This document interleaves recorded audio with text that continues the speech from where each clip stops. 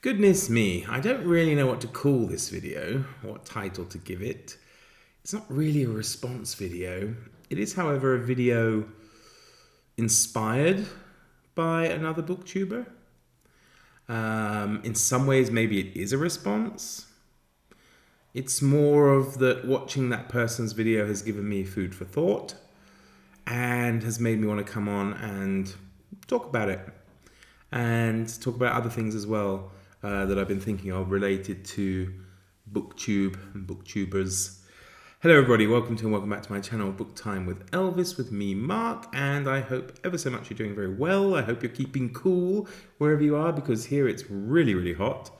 And where I make my videos, I feel like I'm trapped in a greenhouse, so hopefully I'll make it through to the end of the video without melting. We'll see. But yes, I've been inspired to make this video by a video that popped up in my feed today from Carl at Please Read Your Book. He made a video rather, 4 things I wish I knew before I started BookTube, and then I went back and watched a couple of others, such as why you should not quit BookTube and things like that. So Carl is great. You should go check him out, of course. Check out Please Read Your Book. I'll leave a link down below.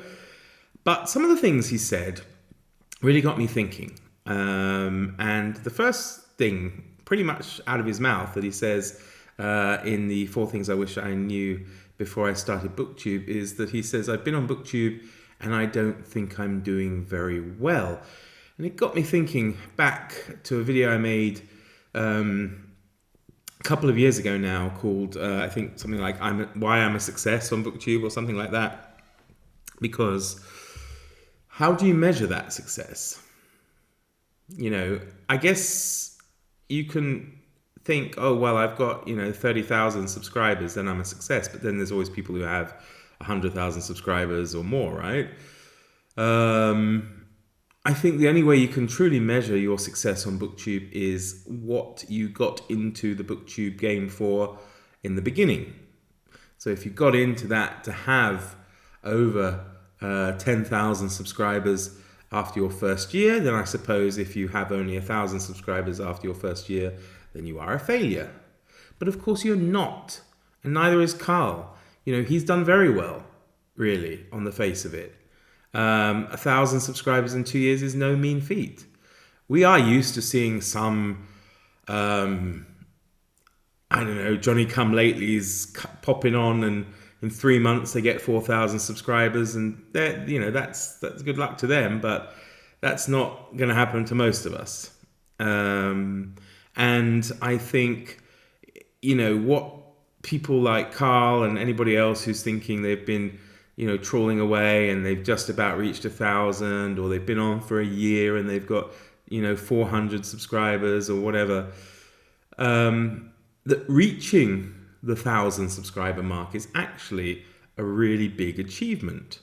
Because when you think about how many videos there are on YouTube, when you think about how many people are commenting on your videos that have channels but don't make any videos, but the channel still exists, it means, I looked it up, that it's around, if you get over 1,000 subscribers, you are in the top 9%. It's actually a little less than 9%. It's 8.79 or something like that percent of all people in the YouTube community when you reach over 1,000 subscribers, which is kind of incredible, really, when you think about it. So in Carl's case, I think, Carl, you're actually doing very well. And looking back, or looking at your channel now, you have 1,000 subscribers with 76 videos, unless you've deleted or changed them. But that's a good achievement. That's doing very well, I would say. There are plenty of people out there who have, 5,000 subscribers, but they've made, 2,000 videos or something. It's kind of getting everything to balance out. I've got, what have I got? 2,300 something. I've been stuck for months. Does it bother me? Yes, of course it does. But, I'm getting over it.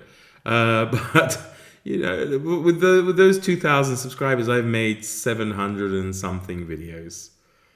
So really, when you work out how many subscribers I have per video I made, it's not very many. So perhaps I'm the one who's not doing very well. But yeah, so that's one of those things. How do we measure success? I think you need to be clear on what your targets are before you jump into something like BookTube. Otherwise, most of you, 92% of you are going to end up disappointed if you don't get to the stage of monetizing your channel. You know, unless you set those expectations and know what it's like going in. It shouldn't be. I mean, of course, we are all human beings, right? We can't necessarily control our feelings and our emotions over certain things, especially when we internalize it and we're alone and we sit here pondering our channel and its lack of success or its lack of subscribers, or why don't our videos get enough views, and why do people who are clear idiots have tens of thousands of subscribers and, you know, tens of thousands of views. It's just luck. Like everything else, I'm sure of it. It's just luck. I'm sure most of the big booktubers will tell you as well that it's just luck. You hit the algorithm at the right time. You can change and update your thumbnails to be a bit more clickable maybe. You can add titles that might make more people click on your video. But that still doesn't necessarily make them want to subscribe to you. A lot of it does come down to your content. Now, Carl says book reviews are not popular videos on BookTube, and I think there's an element of truth to that for sure. I have done book reviews, although I don't really do book reviews in a sense of like a book critic. I give little chats on books I read and what I thought about them, things like What a Corker or whatever, which they do reasonably well. But I know from speaking to other booktubers and things about this that it's kind of like passive income on BookTube, book reviews. They're the ones who will slowly, the longer you're on there, the more views you're going to get over time for those older videos and book reviews that you've done. Because there's always going to be someone who's going to come along, they're reading the book, they're interested in it, they're going to search on YouTube for something, and they're going to watch your video. I often get, throughout the course of the year, comments on old book reviews I did 3 or 4 years ago.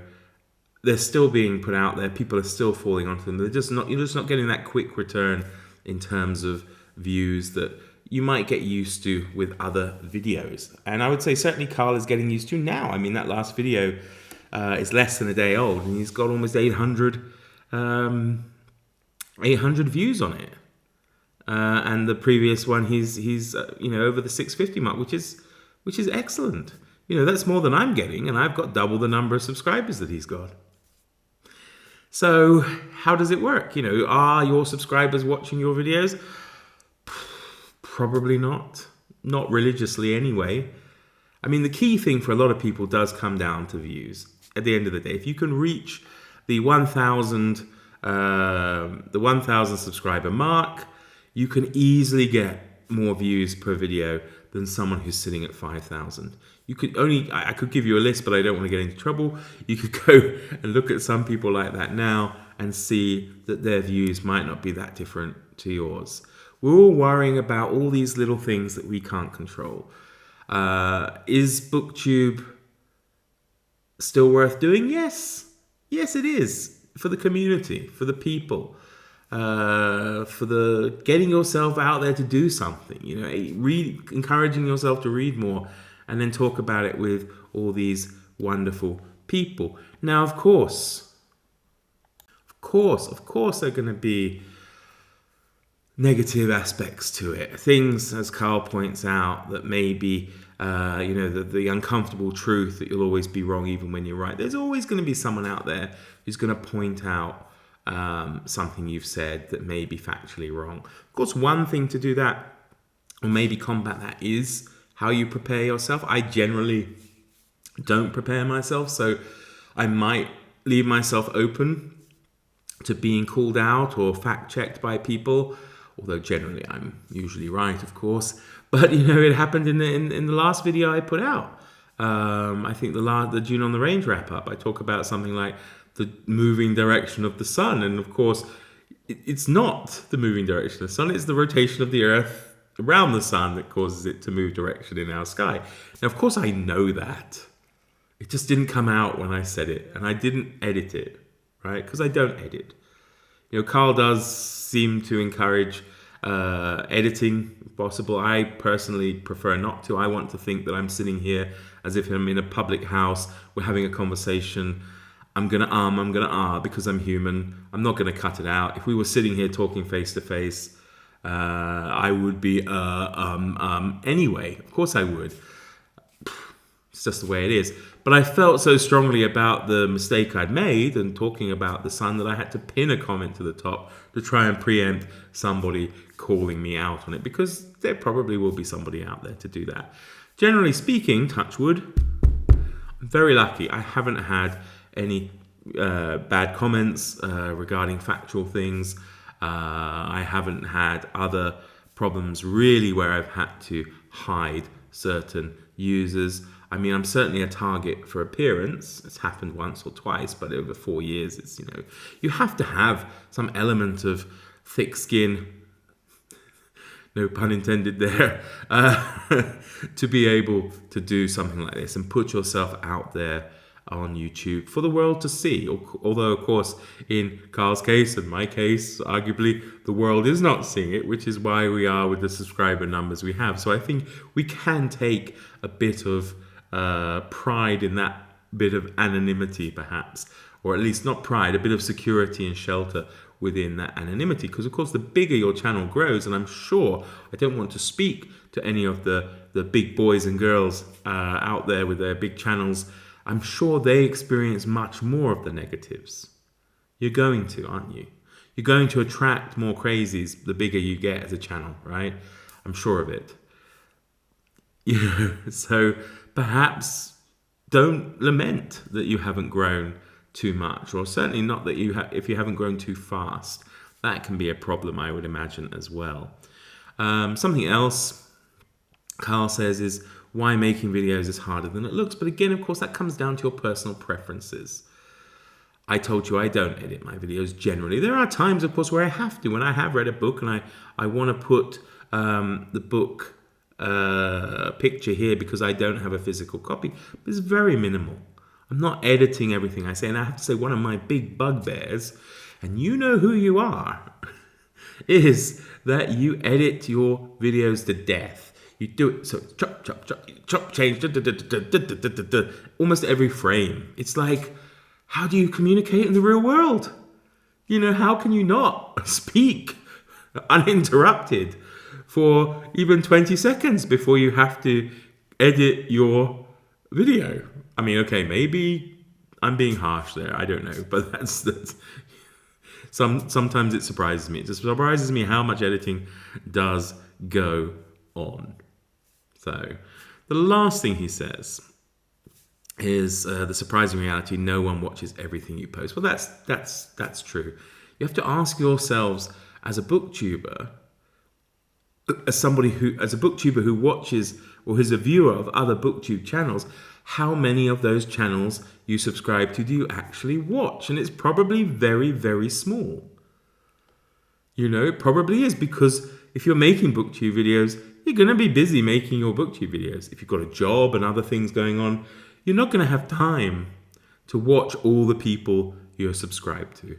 I have very good friends on BookTube that I don't watch every video that they make, because sometimes, quite frankly, it doesn't interest me. And of course, the same way, some of the stuff I make isn't going to interest them either, right? So I think it's not unfair or it's not a problem to worry about people saying not everyone no one watches everything you post.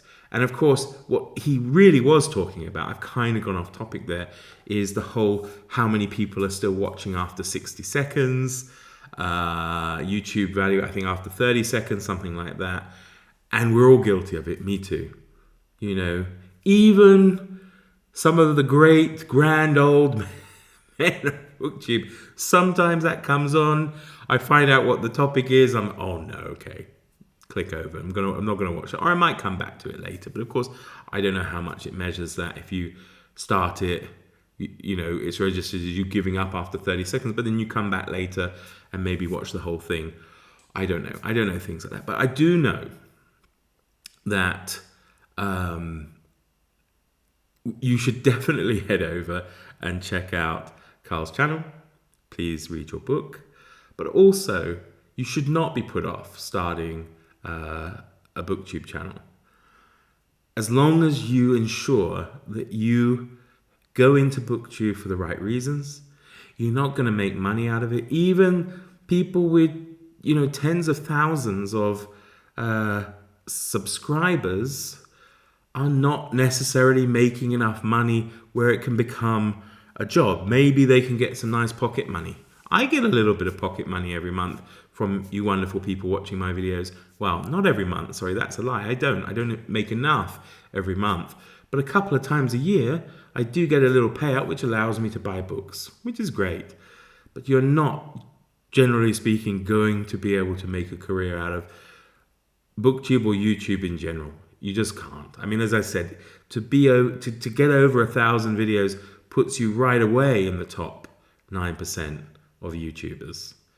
Did I say 1,000 videos? 1,000 subscribers puts you right away. See, I should edit that, but I'm not going to.